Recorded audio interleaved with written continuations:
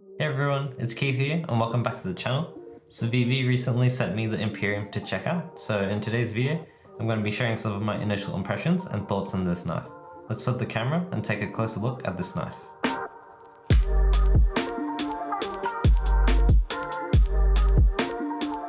Let's quickly go over the specs of this knife. It has an overall length of 7.83 inches or 198 millimeters. And it has a closed length of 4.36 inches or 110 millimeters. The blade is 3.47 inches or 88 millimeters long. The blade steel on this knife is Nitro V. This knife weighs in at 84 grams and is right hand tip up only.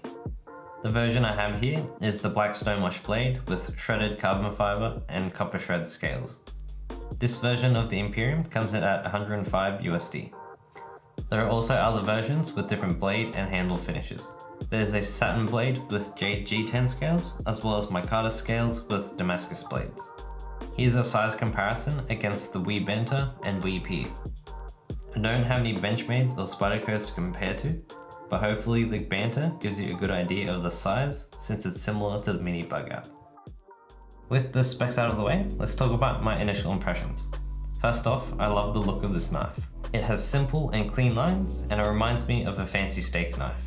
The Imperium has a hidden lanyard loop in the backspacer, which doesn't interrupt the clean lines and smooth surface of the scales. It's a nice design, and I like how it's been implemented.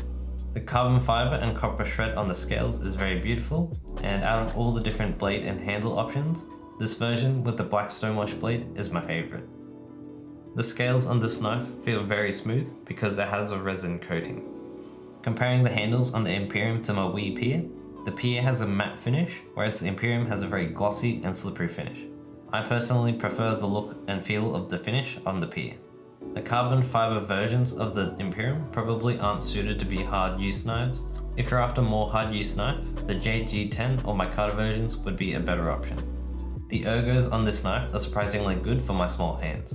The handle thickness is slim for its size, however, with the finger cutout and jimping, the knife feels very comfortable and my hand feels locked in. Using the knife for utility cuts, it feels very comfortable in my hand. The blade handle is long enough for me to rest my palm, and there's also a subtle ramp for my index finger to rest on. The Imperium also has a finger choil if you want to choke up on the blade to do detailed or precise cuts. Holding the knife this high up feels less comfortable in the hand. During my time with the knife, I never really used the finger choil because it feels less comfortable and I prefer the standard grip. The factory edge on this blade is super sharp and slicey. I've cut a few Amazon boxes and a few other random things and it cuts through them no problem. The drop point blade shape is very useful, and in combination with the long blade length, it's a great slicer. I don't have any experience with Nitro V, so I can't comment too much on the hardness and edge retention. If you want to learn more about blade steels and cutting tests, I recommend watching Neve's Knives video. The deployment and action on the Imperium feels great. It has thumb studs as well as a front flipper tab. This is my first front flipper and it's very easy to deploy. The knife runs on ceramic bearings and the action feels snappy. The usual thumb flick is very easy to deploy because there's a prominent cutout for easy access. Since the cutout are on both sides of the knife, a reverse flick with the middle finger works well too. Accessing the liner lock is quite easy since the show side of the knife has a generous cutout. There's also a good amount of jimping on the liner lock, and it's not very sharp. The blade on the knife is very drop shutty with a satisfying click when the blade is closed. The combination of two deployments, snappy action, and easy access to the liner lock makes this knife extremely fidgetable. During my time with this knife, I noticed something strange happen. After using this knife for the past few weeks, the coating on the finger choil is coming off. I'm not sure what's causing this, but my guess is that the blade seems to be hitting the stop pin. If you know the reason why the coating is coming off, let me know in the comments below. Overall, I really like the Imperium. I think it's a fun and beautiful knife. This knife has been out for a year now, and if Civivi ends up making a mini version, I'd love to check it out. What are your thoughts on the knife? Let me know in the comments below.